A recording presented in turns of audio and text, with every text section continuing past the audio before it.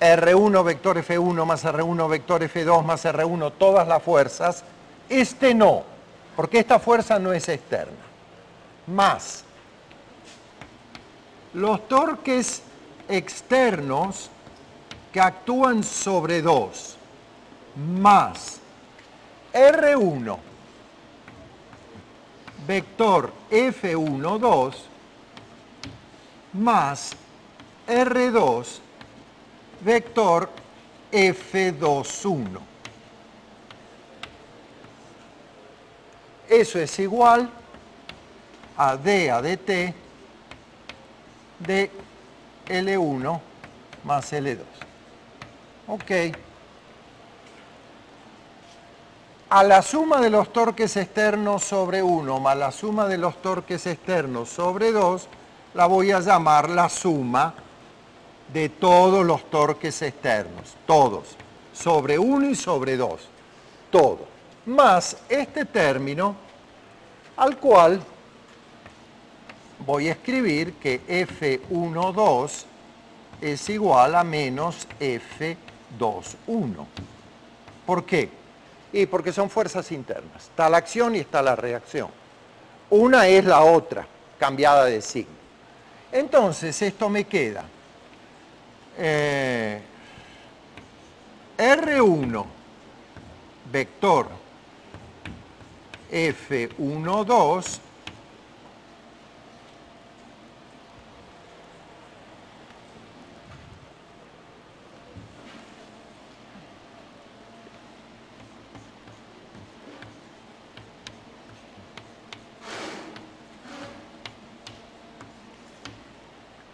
F12 es lo mismo que menos, ok, vamos a ponerlo así, más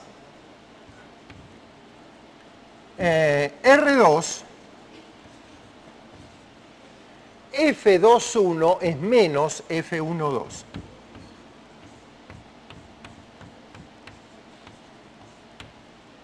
Ajá.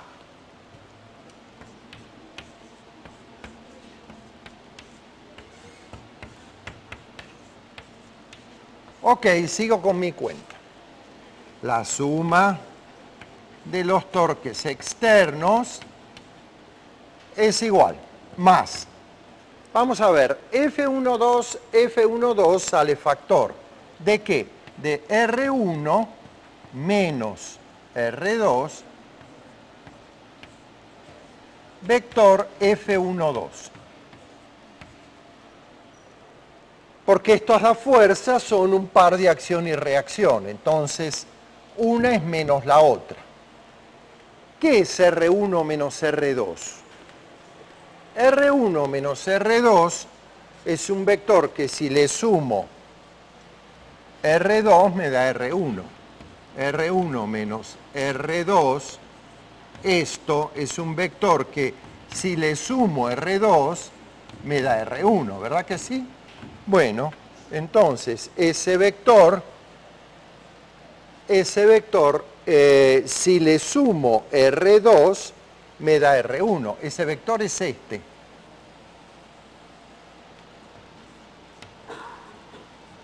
Este es R1 menos R2. Claro, R1 menos R2, este más R2 me da R1. O bien, R2 más R1 menos R2 me da R1. Quiere decir que el vector R1 menos R2 es este. ¿Y este vector qué particularidad tiene? Por definición está en la línea de acción que está entre las dos partículas. Luego, el torque o producto vectorial que da cualquiera de estas fuerzas con este vector tiene que ser cero, puesto que es un producto vectorial entre paralelas. Luego, esto es cero. Porque por ser esta una fuerza de interacción, está en la dirección del vector que une ambas partículas. Entonces me queda una cosa que dice que la suma de los torques exteriores es la derivada respecto al tiempo de L1 más L2. Y yo a L1 más L2 lo voy a bautizar como, ya he hecho en otras oportunidades, en los sistemas de partículas, el momento angular total del sistema, el que tiene L1 más el que tiene L2. A eso lo voy a llamar L, el momento angular total. Y entonces resulta que la suma de los torques externos genera el cambio de momento angular total del sistema de partículas. Si ustedes quieren, es el equivalente de aquel otro teorema que ya demostré, que decía que la suma de las fuerzas externas es lo que cambia el momento lineal total del sistema, que es el momento del centro de masa. Entonces me queda un análogo, pero ahora relativo a los torques. Entonces, de ahora en adelante, voy a escribir que son solo los torques externos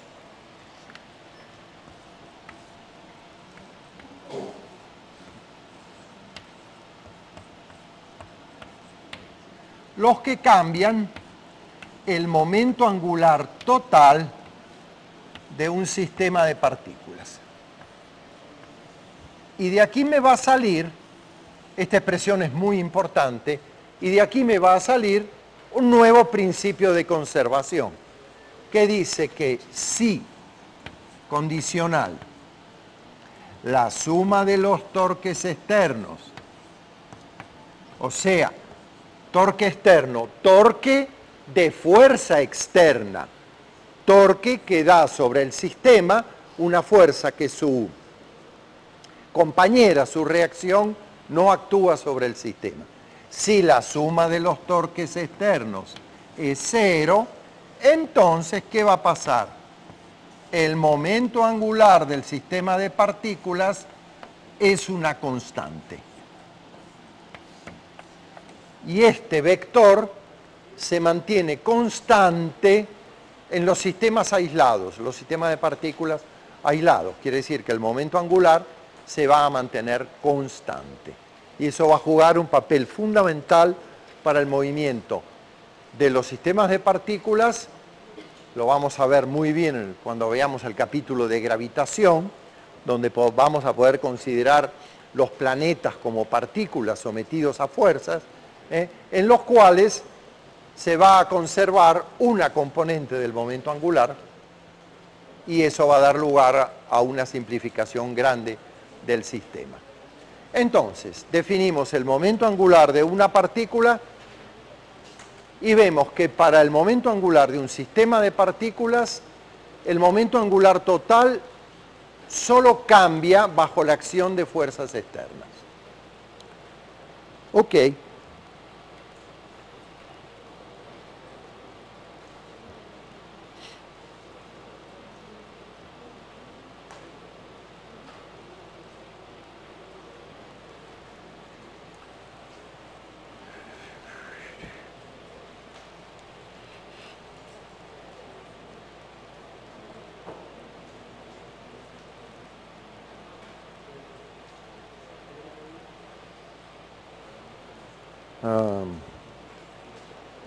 Bueno,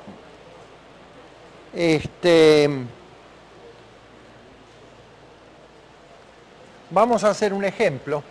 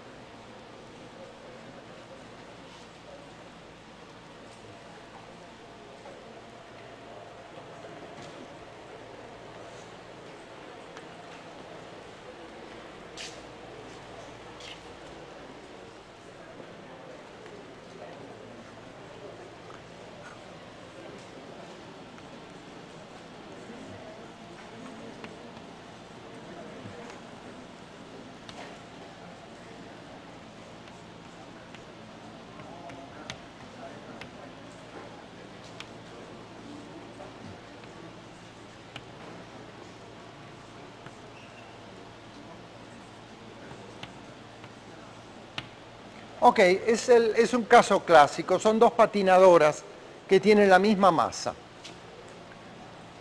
Una se mueve a lo largo de esta trayectoria rectilínea, tiene masa m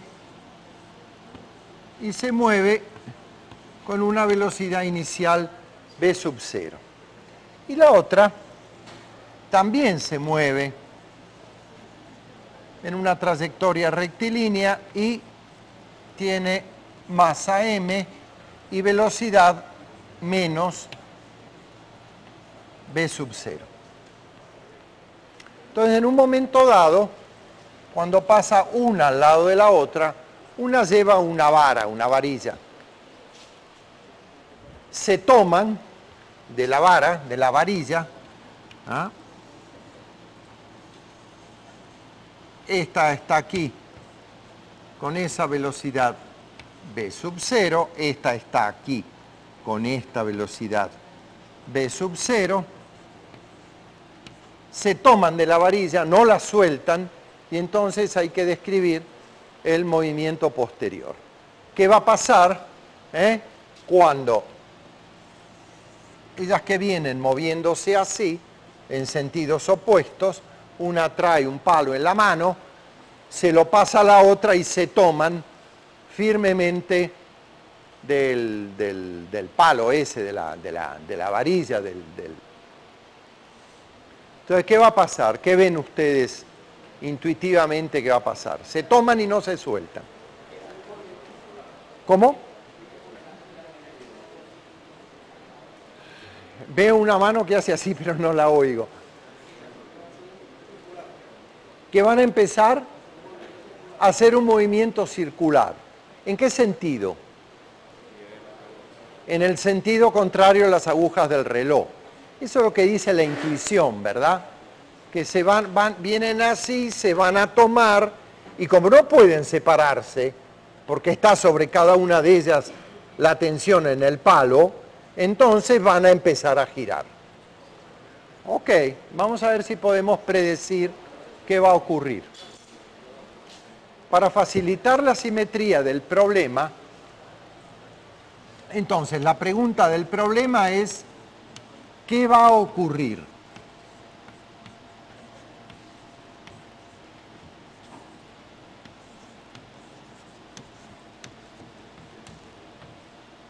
A ver si la podemos contestar diciendo algo más que van a rotar.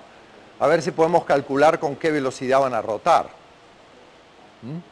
Por ejemplo, con qué velocidad angular van a rotar. ¿Será que podemos calcular con qué velocidad angular van a rotar? Sería bueno. Entonces vamos a ver, vamos a tomar un sistema de coordenadas. Yo para facilitar la simetría del problema, voy a tomar este sistema de coordenadas. No está mal en física tomar sistemas de coordenadas que respeten la simetría del problema. Eso quiere decir que cuando tengo un movimiento con coordenadas esféricas, un movimiento que tiene lo que se llama simetría esférica de una partícula que se mueve sobre una esfera o el movimiento de una esfera, no está mal sistemas de coordenadas que respeten esa simetría. Por ejemplo, sistemas de coordenadas que tengan su origen en el centro, o lo mismo con los cilindros, sistemas de coordenadas tales que uno de los ejes sea paralelo a las generatrices, ¿verdad?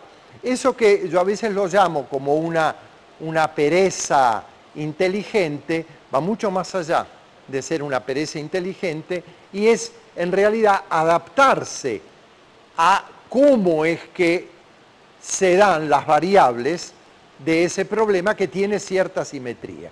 Si yo pongo un sistema de coordenadas que, fíjense, pasa por el centro de masa del sistema, si estas dos señoritas tienen igual masa, también estoy enfatizando cuál es la simetría del sistema.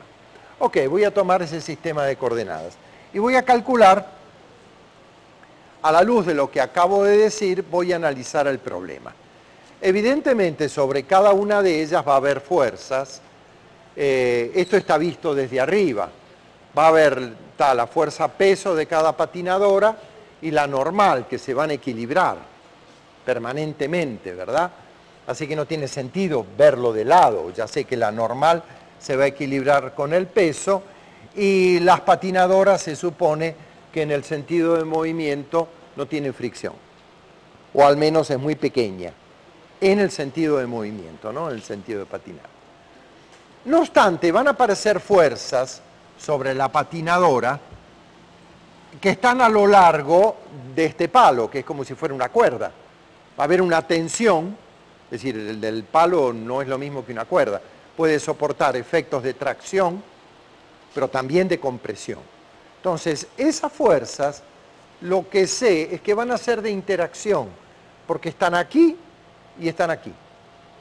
Quiere decir que para este problema es verdad que no hay torques externos. En realidad, si yo tengo, visto horizontalmente, una patinadora acá y otra patinadora aquí, los pesos darían torque. Sí, pero el torque del peso está equilibrado con el torque de la normal, y para esta también. Así que los torques de pesos y normales me puedo olvidar. Y estas fuerzas que aparecen a lo largo de la varilla, sean de tensión, sean de compresión o de tracción, si están a lo largo de la varilla no van a dar torque. Luego, en este problema, la suma de torques externos es 0.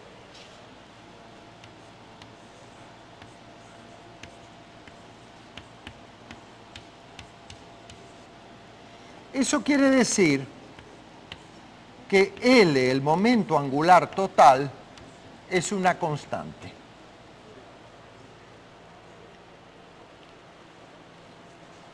Por esto, no tengo torques externos que modifiquen el momento angular total. Bueno, entonces vamos a calcular cuánto vale el momento angular total. El momento angular total es el momento de una de ellas más el momento angular de la otra. Empecemos a calcularlos antes de la colisión. ¿Cuánto vale L1? Es un buen ejemplo. ¿Cuánto vale L1? L1 vale, antes de la colisión, el vector posición de esta patinadora, vector el momento, que es mv0. O sea, es R1 vector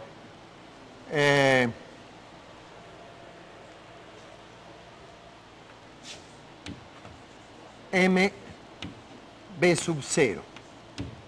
Esto sería, si ustedes quieren, el momento inicial de la patinadora 1. Muy bien, ¿cuánto vale ese producto vectorial?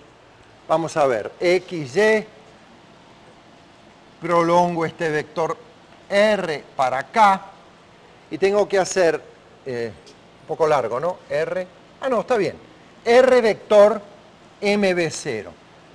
Eso será algo que tiene que ver con la tangente de este ángulo. Entonces, eso es igual a R1 por MV0 por el seno de ese ángulo que lo llamé teta. ¿En qué dirección está este producto vectorial? R está en el plano XY, XY, segundo cuadrante, V0 está en la dirección X, R vector V0, mi pulgar R vector V0, mi pulgar entra en la pizarra y está en la dirección menos Z. Recuerden, la dirección Z es X vector Y. Esto entra en la pizarra y está en la dirección menos Z. Esa dirección yo la llamo versor unitario K negativo. K está en la dirección de Z, ¿sí? Ok. Ahora, este R1 seno de teta. Ese ángulo teta tiene que ver con este ángulo phi. ¿Por qué? Porque teta más phi suman pi. Entonces, el seno de teta es lo mismo que el seno de pi menos phi. ¿Verdad? Claro, porque teta más phi suman pi. Luego teta es pi menos phi. Ajá. Y el seno de esto es el seno del primero por el coseno del segundo, se va porque el seno de pi es 0, menos el seno del segundo por el coseno del primero. El coseno de pi es menos 1. Y entonces me queda seno de phi. Lógico, los senos de ángulos suplementarios son iguales, tienen igual medida. Ok, entonces, pero como no me quiero acordar cosas de memoria, lo hago así. Seno de phi. Ajá. Entonces, esto, el vector momento angular 1 es igual a R1 M V0 seno de phi. Y R1, perdón, por el seno de phi, si esto es phi, esto también es phi. R1 por el seno de phi es de medio. Porque esto es recto. R1 seno de phi es de medio. Quiere decir que esto queda en la dirección menos K. O sea que L1, no, perdón, no tengo por qué repetir el L1, queda MV0 por D sobre 2,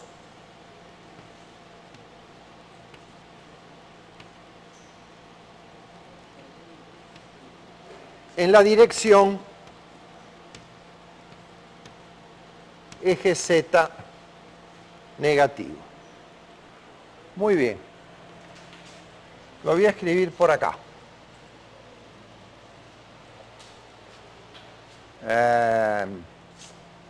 Lo voy a escribir por acá.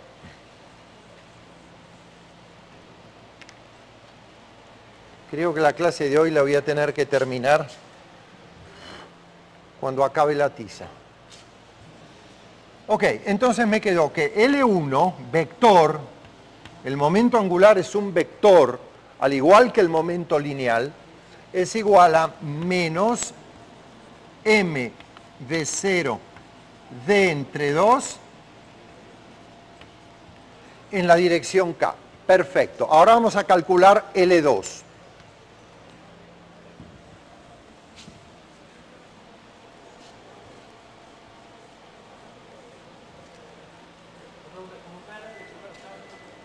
¿Perdón? Por definición, porque L es R vector P. P está en la dirección X, R está en esta dirección que forma un ángulo phi con la dirección negativa del eje Y. Entonces hago el producto vectorial. R vector P, que está en la dirección B sub 0. O sea, R, si quieres lo traigo para acá, R vector B sub 0. Mis dedos hacen que R persigue a B sub 0. ¿Por qué R a B sub 0 y no B sub 0 a R? Porque el producto vectorial no es conmutativo. Es el primero que gira hacia el segundo, que gira así, bueno, eso establece un sentido de giro, el pulgar lo tengo escondido, pero en cuanto tengo determinado el sentido de giro, lo saco de su escondite, me queda mi mano así, no lo puedo evitar, y el pulgar va para adentro, y el pulgar es la dirección del producto vectorial. y mi pulgar está entrando en la pizarra y estas son las flechas de la cola del vector producto vectorial y esa dirección que entra en la pizarra está en la dirección opuesta del eje Z. El eje Z está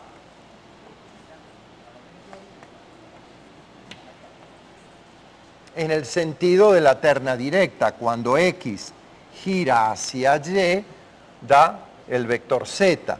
Cuando Y gira a Z, dan el vector X. Cuando Z gira hacia X, da el vector Y. Eso es lo que se llama una terna directa. X girando a Y, en este sentido, X girando hacia Y dan el vector Z. Y girando a Z da el vector X. Z girando a X. Bien. Entonces, ¿ahora qué me falta? Me falta L2. ¿Cuánto vale L2? Bueno, L2 vale R2 vector M B sub 2. Ok. Vamos a ver primero la dirección de los vectores. Este es el R1. Este es R2. El vector posición de la partícula 2. Entonces, vamos a ver en qué sentido está. Este vector lo despego y lo pongo acá. Lo dibujo suavecito ahí. Entonces, R2, vector, el momento de la partícula 2, cuya dirección está dada por esta velocidad, R2, así, persiguiendo a este vector, mi pulgar se vuelve a poner perpendicular a la pizarra y entrando en la pizarra. Quiere decir que R2 vector B sub 2 va a dar otra vez en la dirección menos K. Nuevamente el sentido de rotación es que el vector posición girando hacia el vector momento de la partícula 2 entra en la pizarra que es la dirección menos K. Y ahora hago el producto de R2 por M V sub 2 y esto por el seno ¿de qué ángulo? Por el seno de este ángulo, que es el mismo que antes, porque este es igual a este y es igual a este. Ok, entonces el seno de este ángulo es el seno de este y el seno de este ángulo, aquí, multiplicado por R2 es D entre 2. Fíjense, R2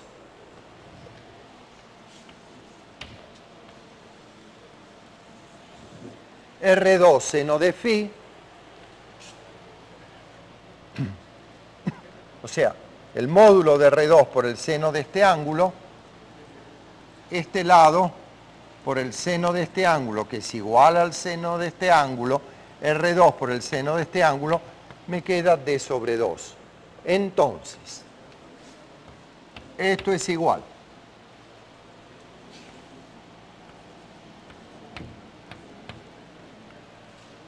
a menos K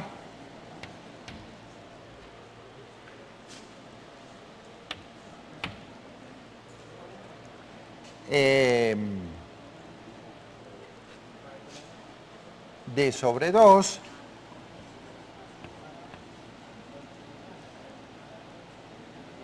por M por B sub 0. M, el módulo de B sub 2 es igual a B sub 0.